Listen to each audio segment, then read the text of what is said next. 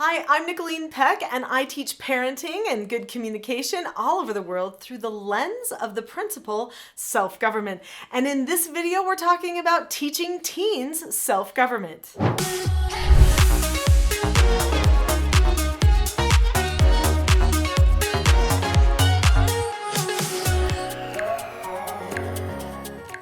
Many people think it's not possible to teach teens self-government. They're too old. They've already established too many habits, but that's just not true. In this video, I'm going to be talking about how teens learn and what we can do to prepare them to learn self-government too. I spend a lot of time teaching at conferences around the nation and the world, and people will come up to me and they'll say, I see how this is really good. I see those children's books and it's probably really good for children, and there's these cute little characters on your choices map, but what about teens? I've got a 13-year-old, or I have a 15 or a 17-year-old. Won't they think this is too babyish? Well, don't get distracted by the fact that I have products that are definitely geared to appeal towards small children.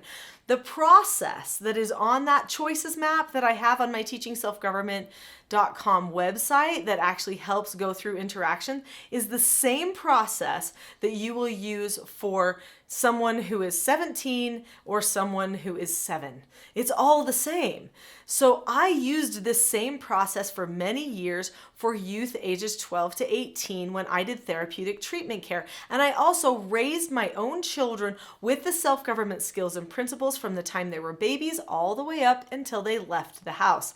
And guess what? They are all grateful for what I taught them.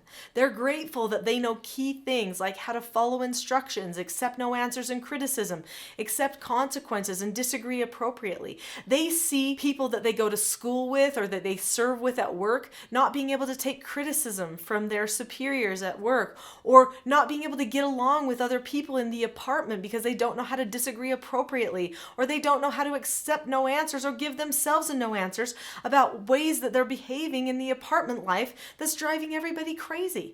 There's lots of people who don't know how to accept consequences or take responsibility for their own actions. But my children and the children that I taught in my home know these skills. And so they become different people, more mature people. In fact, if you want your child or your teen to develop maturity that prepares them for adulthood, there really is no better way than learning self-government.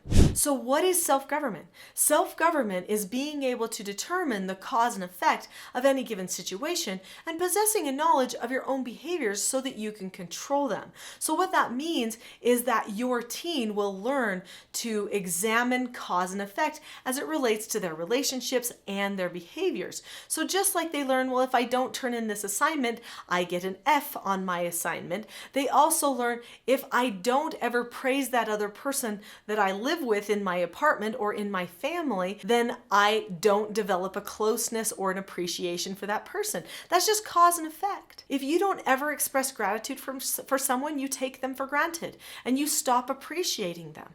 So having an atmosphere of praise in your home is going to help everyone appreciate everyone better. This is why we care about things like pleases and thank yous, right? Some of those manners that we feel like we don't want them to die because they actually bond us together in the end. We don't recognize that, but they do. The child or the teen can understand cause and effect as it relates to their relationships and then make adjustments to keep themselves on track. So they can make plans for themselves and see how they do it following through. Maybe there's someone who gets upset every time they don't get their way, and they're tired of getting upset every time they don't get their way because it makes their whole day bad and they spiral downhill. Well, then we talk to them about it. We make a plan for their success, teach them a certain skill called accepting no answers, or another skill they can use called disagreeing appropriately, and then suddenly they have something to hold on to, a system that will help them break that habit that seems to be causing them a lot of trouble. When you teach teens, you want to teach them more of the why that you're going to teach these skills. So yes, they need to learn the same skills: following instructions, accepting no answers and criticism, accepting consequences, and disagreeing appropriately. And you are going to use the same words to correct them that you would use for a toddler or a small child, because the words aren't babyish. And you can learn all of those words in my TSG parenting course. I don't have time to go into all those corrections and stuff now, but You can use the same exact words. The difference is, do they understand why? The older they get, the more they want to know, why is this happening? Why should I care about this? Why do I need to keep examining myself when my friends don't ever have to examine themselves? Because our youth culture right now is full of entitlement. It's very much pushing towards a fracturing of the relationship between parents and children. We need to maintain that by maintaining our roles in the home. And if we can maintain our roles in the home, then we can maintain the unity of the family. So we have to maintain roles. This is done through the communication and the problem solving that happens within the family, and through that attachment that we have, those family bonds or connections that we have together. So how do we go about starting to maintain the roles and to do this teaching, especially maybe if we have a teen that's a little bit reluctant? I'm going to talk about how to create this environment, but before I do, click the subscribe button now. There are so many great videos on this channel that you are not going to want to miss that will help you learn a lot more of the skills and principles needed for teaching your teen self-government. Click on subscribe now. Before you can teach them all of the things in this book, which you're going to want to do. I mean, there are some parents that read this book or take my TSG course with their teens. In fact, taking the TSG parenting course with your teen is super transformational. You can also come to one of my 3-day parenting mastery trainings, and you can bring teens with you, so long as they can sit there the whole time and not be distracting for anybody else that's in the group doing the learning. But parents and teens who learn this stuff together actually get better at it faster. So you are going to want to teach all of the stuff in Parenting a House United or the TSG parenting course to your teens. But before you do, you've got to get on the same page about why you would care in the first place. Getting on the same page really requires a deliberate conversation about who you are. In order to change any habit, the first thing we have to examine is, who are we? That matters. It makes a difference for why we should even care about changing our behaviors or habits in the first place. This book here is vital. It's called Roles: The Secret to Family, Business, and Social Success. I wrote this book because after I wrote Parenting a House United, I noticed that many parents were having a hard time connecting with their children and getting that self-government training off the ground. It's because they didn't have their roles established properly. Now, of course, good communication will establish good roles, but sometimes we just need to have a deliberate conversation about roles. Now, this book can be read with your teen, or you can read it yourself and then have the conversations that the parents in this story have with their children with yours. These conversations are vital to helping your children understand what self-government is, what your relationships ought to be, and what they can expect to get out of good, healthy relationships with you. It is true that teens are usually a little bit more self-absorbed, so you've got to keep that in mind. They want to know what they get out of it. This changes over time as they mature and as they understand the roles in the family and improve their bonding with the family unit. But right now, they might be a little bit more selfish. So as you're explaining why you're going to be talking about all of these things and having these conversations about self-government and your relationships in such a deliberate way, when maybe you didn't before, you might want to explain to them that you're going to have these conversations so that they can better understand how to get their way. Oh, well, now it sounds like it's useful. And they will learn how to get their way. Disagreeing appropriately helps them get their way. Having regular meetings with you helps them get understood and get their way. They should be understood and they should know how to get their way sometimes. Obviously, they don't get their way all of the time because that would undermine parental authority and we wouldn't be able to do the teaching that we need to, which sometimes involves a no answer and sometimes a correction. But they do need to know that these skills are going to help them so that they can be understood and get their way some of the time. The very first thing that you want to do is have a special time where you talk just with your teen. Maybe you go on a little drive, maybe you're on a trip just with the two of you, or mom and dad and the teen, and you talk about what you want out of your relationship. This is important. You need to say, hey, in 5 years from now, when you're in college or you've moved out of the home or whatever it is, what do you want our relationship to be like? What do you want it to feel like when we're with each other? What kinds of things do you want to talk about and do together?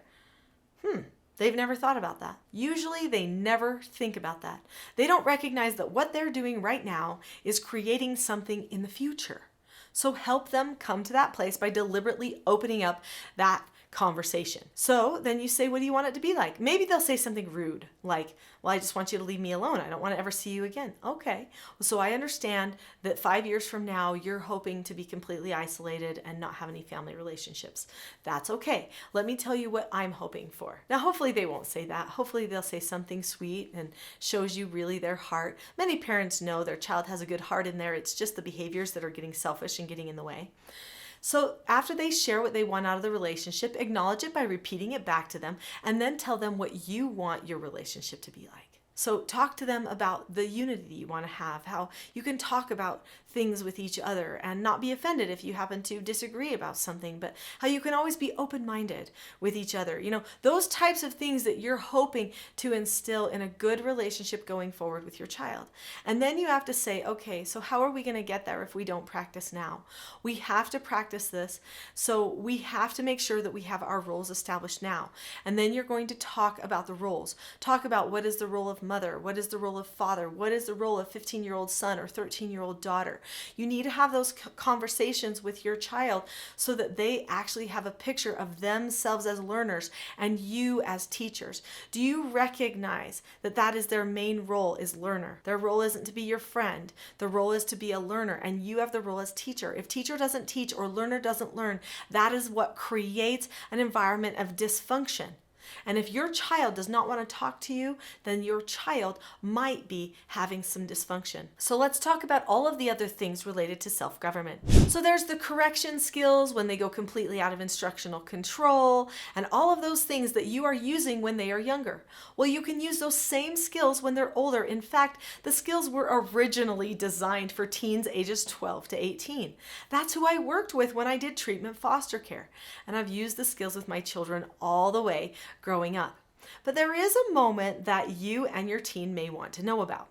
This is the moment that I call graduation. It's not graduation from high school necessarily, although the two of those things can coincide, but it's graduation from having to earn an extra chore. So as you might know, if you've studied the Teaching Self-Government course and system, that I talk about how when I do a correction, their negative consequence is most oftentimes that they earn an extra chore. And this is because work is the antidote for a sick character. But there does come a point where their heart is in such a soft and good place. And it's really based on the heart. Okay, the readiness for the phone is based on the skills. The readiness for, going off with friends and doing more high risk thing is based on, can I do the skills? Can I always do those 4 basic skills? The readiness for breaking away from having to earn an extra chore is every time I talk to them about something, I see their heart is changed. I see that they are humble and teachable and they are ready to learn from me. And usually that happens after a little bit when they're a little bit older. But if they get to that place, they don't need to earn an extra chore. They can graduate from that.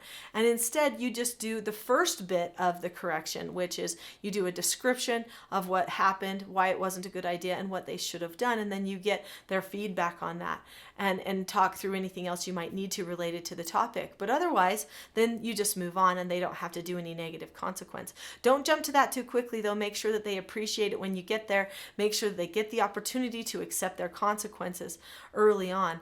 But really, it is the first part and the very end part of the teaching. So describing what happened and what should have happened, and the practices doing things the right way, that are the most powerful part of corrections. It's not the negative consequence. But those synthetic consequences can be important for helping a person learn cause and effect as their prefrontal cortex is developing and they're trying to get over some of those selfish tendencies that can happen all the way up until a person is sometimes even 17 years old. Keep that in mind, but let them know there will come a time where you might determine that they are ready for a graduation from that. So that is one key thing. Now keep in mind this whole teaching self-government stuff, all these skills and principles are help to form an adult. The goal is to help the child launch from your home, for them to feel happy and successful in whatever they take on next. If you would like more help in learning the teaching self-government skills and principles and you've liked this video, I'm pretty sure that you're going to love my next video, which goes into a lot more of the nuts and bolts of self-government. This video is called The Not So Known Secret for Parenting Success. So click on the link to that video now. I'll see you there.